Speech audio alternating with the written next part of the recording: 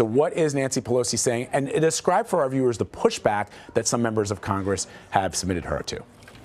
Sure, Vlad. Well, immediately after these comments last week at a local restaurant and coffee shop in D.C., there was a lot of pushback by some Jewish members of Congress who had also spoken out when she tweeted, as you mentioned earlier, about support for AIPAC being all about the money and support for Israel being all about the money. So there was an immediate pushback from Jewish members who were like, this plays on a very old anti-Semitic trope about dual loyalty, something that has plagued Jews for not just tens of years, but hundreds of years, and resulted in them being exiled from countries before the state of Israel even existed.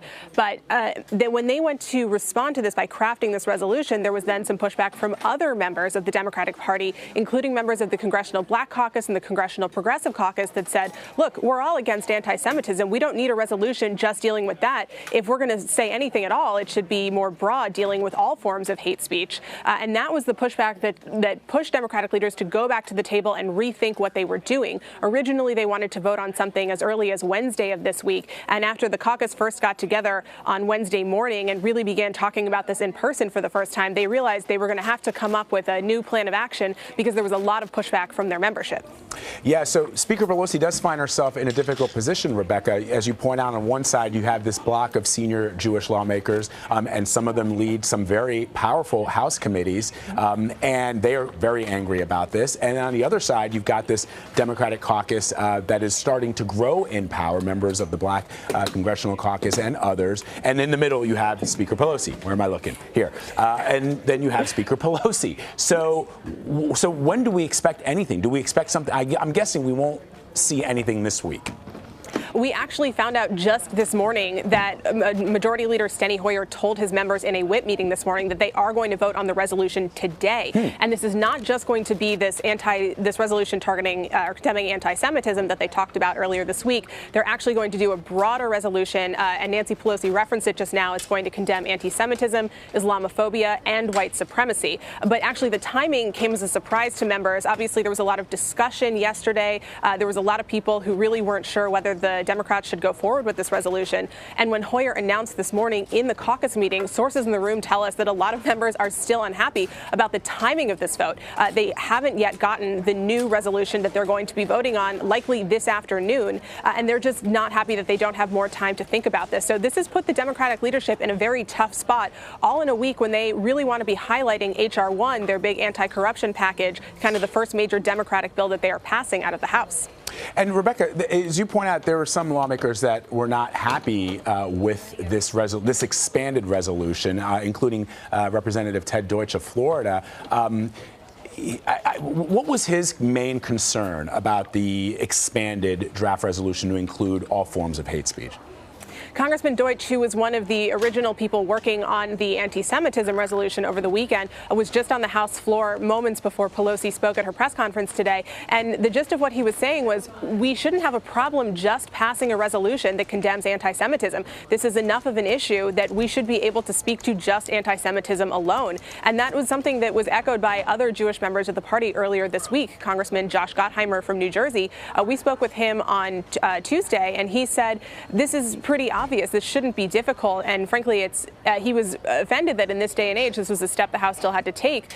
But he and other members, Debbie Wasserman Schultz from Florida, are saying this is a no-brainer. We should be able to pass a resolution that just condemns anti-Semitism.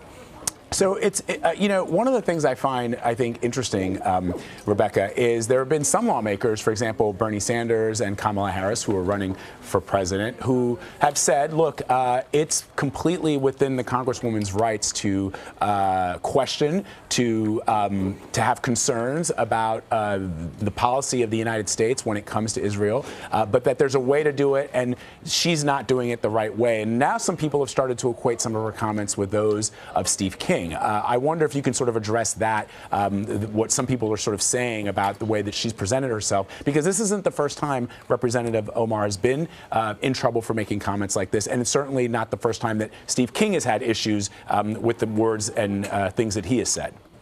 And that's one of the things that Nancy Pelosi brought up when she was speaking today. She said that she didn't think that Representative Omar, coming from a more activist background, necessarily understood the full weight of how her words were being perceived. Pelosi said she didn't think that Omar was meant to be anti-Semitic. She just didn't understand the gravity of what she was saying and how it was being heard, particularly by Jewish members of the party. Now, Democrats have been very quick to point out that Steve King made controversial remarks for years and years before Republicans ever stripped him of his committee assignments, which they did earlier this year after he gave an interview to the New York Times in which he questioned why the terms white supremacy and white nationalism were so bad. But if you ask Republican leaders about that now, they're like, well, you know, this is our Congress. This is what we did today. They point back to other leaders who were in charge years ago. They clearly do not want to make this distinction.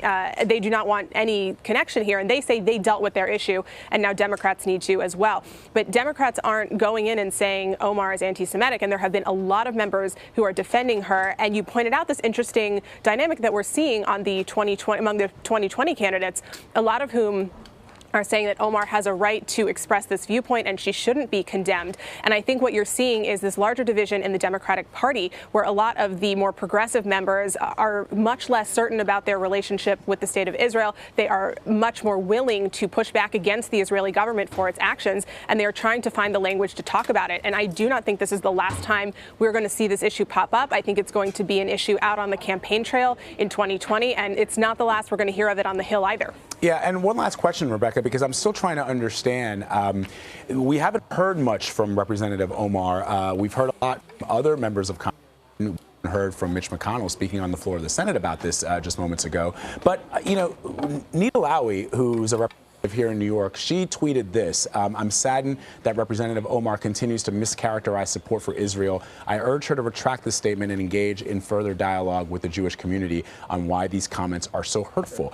And in response to that, Congresswoman Omar tweeted, I should not be expected to have allegiance / pledge support to a foreign country in order to serve my country in Congress or serve on the committee. It's almost as if she's doubling down. I mean, you have people like Speaker Pelosi saying, well, she maybe didn't understand the language that she was using and why it's so hurtful. And then she doubles down in response to a Jewish lawmaker. It's definitely been a very different response than we saw after the first incidents, where she tweeted, it's all about the Benjamins, in reference to support for AIPAC and support for Israel. Afterwards, the Democratic leadership put out a unified statement condemning her remarks, pointing them out as anti-Semitic. And she was quick to, she did apologize. She said she was sorry, but she also said that there needed to be space for this discussion of influence in the American political system. She has been much less willing to do so this time. And as you mentioned, she has been very quiet. We caught up with her a couple times on camera this week, and she has been unwilling to talk further about her comments. She had this little Twitter dialogue with Congresswoman Lowey over the weekend, in which she's really standing her ground now and saying that we need to be able to discuss this, and that's what other members are coming to her support and saying as well. Interestingly, there are Democrats who are really not happy that this is playing out in public, and we were talking to Jan Schakowsky, a congresswoman from Illinois, earlier this morning, actually, as she came out of this meeting, and what she was saying was, everyone just needs to stop tweeting. This shouldn't be a discussion we're having over Twitter. Let's talk to each other and actually do it in person and not just have these exchanges over Twitter. But it is this interesting dynamic that you're seeing with these younger lawmakers who are kind of social media natives, and they communicate in a different style than older members of the caucus. Yeah, and well, that's a complete other discussion for another time. But it is interesting that they use Twitter in that way, and a lot of them rose to national prominence by pointing out the tweets of the President of the United States and saying we shouldn't conduct foreign policy or we shouldn't announce military policy via Twitter. And yet these are individuals who are from a different generation who are using it much the same way that the President is using it, having criticized him for doing so. So it's kind of an interesting dynamic there. It absolutely is. Rebecca, it's always so great to talk to you. Thank you so much for joining us. We really appreciate your insight and your reporting. Thank you. Thanks, Vlad. All right, we're going to take a quick